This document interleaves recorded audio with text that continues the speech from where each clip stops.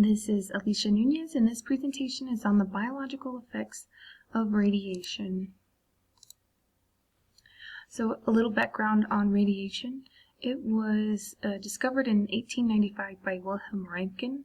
He was a professor of physics who pretty much discovered radiation by an accident.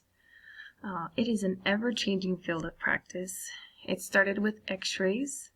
Now we have computed tomography, which is better known as CT or CAT scan.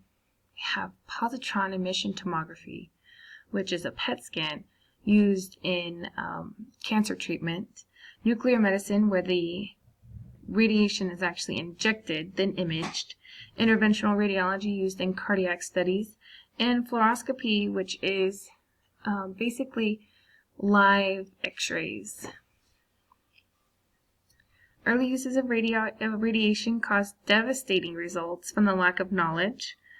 You know about Marie Curie and her study of radiation. Unfortunately, she died of the radiation effects before her studies could be completed, and it's known that her journals are actually still radioactive. Background radiation is continuously surrounding us through cosmic, terrestrial, and internal sources at low doses. Now, these types of radiation include exposure from the sun, elements in the earth like potassium, which is found in bananas. So technically, bananas are extremely low dose radioactive.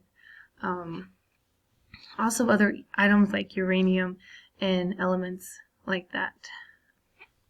Man-made or medical radiation contributes to a large source of the dosage, and it should be monitored if you were to expect high amounts of exams throughout your lifetime. Radiation used to be used for non-medical purposes, such as fitting a shoe. So essentially, you would try on your shoe, an X-ray would be taken, and that would be used for fitting, which, knowing what we know now, really shows the lack of research and knowledge about the effects of radiation. So if you look at the chart here, this is just a little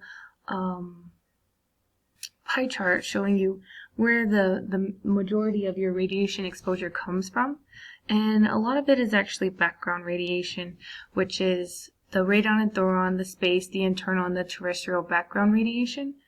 Other than that, medical radiation makes up a large part of it. You can see at the bottom the conventional radiography and fluoroscopy, the interventional fluoroscopy, nuclear medicine, and computed tomography. Those are all medical radiation, and not many people get all those studies done in their lifetime, but it is possible. Radiobiology is the study of radiation and what effect it has on the cells in the body. It needs to have continuous research and study to fully understand and comprehend what's happening when radiation enters the body. Just like any other field, all the knowledge that is out there is not known yet. And just like every other field, it needs to be continuously studied to better understand every day. Now, studies have determined that there are two types of biological effects: deterministic or non-stochastic, and stochastic. Studies also have determined that radiation at extremely high doses can be used to kill cancer cells. So first, we're going to talk about the deterministic effects. These effects These are responses to ionizing radiation exposure that require a threshold to occur. So essentially, they need to reach a certain level before they start showing themselves. Effects can include skin erythema, which is skin reddening, cataracts, and sterility.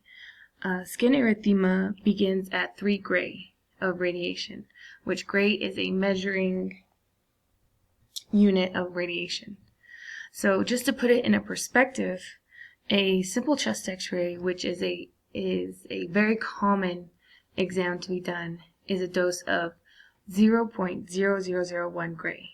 So for skin erythema to really set in, it would start at 30,000 chest x-rays. Now, radiation therapy delivers extremely high amounts of radiation at one time, which causes the skin erythema after only one session. And we'll speak more about radiation therapy in just a moment. So these are just a few visual examples of the deterministic effects. On the left we have the cataracts, and the middle and the right images are the skin erythema. So you can see right here there's a nice circle on the right side, which is where the radiation beam was targeted and has caused that reddening. Now, stochastic effects are a bit different from deterministic effects because there is no threshold. So random effects that might or might not be attributable to radiation. So like I said, it can happen with as little or as much radiation. There's no set amount. These effects include cancer and DNA changes. Now, if you've seen anything regarding Chernobyl, since there was such a huge, incredible amount of radiation, both stochastic and deterministic effects were reached. The deterministic effects showed first, which is the skin reddening, the blisters, things like that. Now, it has been known that the DNA changes have affected generations and generations of those who were affected by Chernobyl. With those, that would be the DNA changes, the birth defects, and things like that. With stochastic effects, this is where the risk versus reward concept comes to play. Is it worth the risk? And almost every time, yes, it is worth the risk. Radiation in a medical setting is very necessary. So here you can see in the yellow circle is a big lump. This is thyroid cancer, which is a very common stochastic effect. Thyroid cancer is very common, especially in those who work with radiation on a regular basis. And then, of course, we have the DNA damage, which, if severe enough, can be passed on throughout the generations. Okay, but wait. If radiation is harmful and can cause cancer, why do cancer patients receive radiation therapy? Okay, this is a great question. So, cancer caused by radiation is usually a slow, continuous dose accumulated over time, such as those who work with occupational exposure to radiation. That would be the doctors and the technologists who work in radiation day to day to day. Radiation therapy, on the other hand, is a specific treatment that uses a strict beam of radiation targeting the cancerous tumor.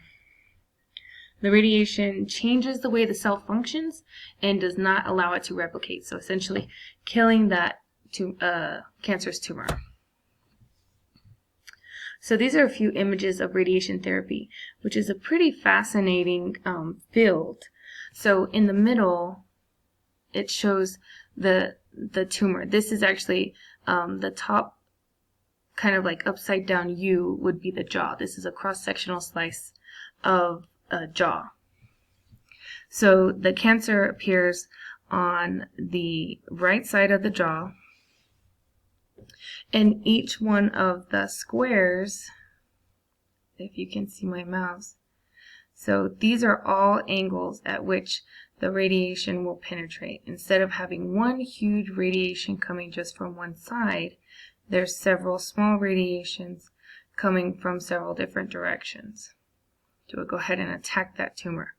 And as you can see, if you look at the picture on the far right, there is a huge machine that kind of revolves around the patient.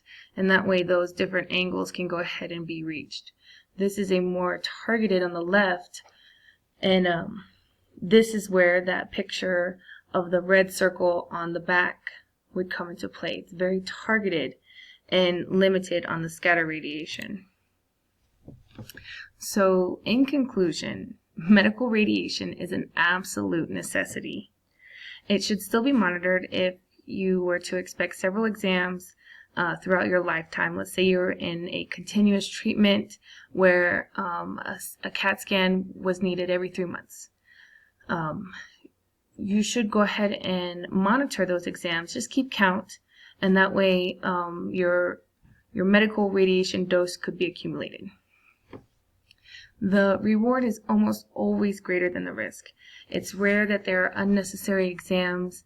I believe everyone who works in radiation or would be in a position to order radiologic exams understands that there is a small risk involved, but without the imaging, there would be several diagnoses that would be missed. The imaging in medical settings are imperative to diagnosing and basically seeing what we can't see from the outside. And of course, you could always request a lead shield during your exam.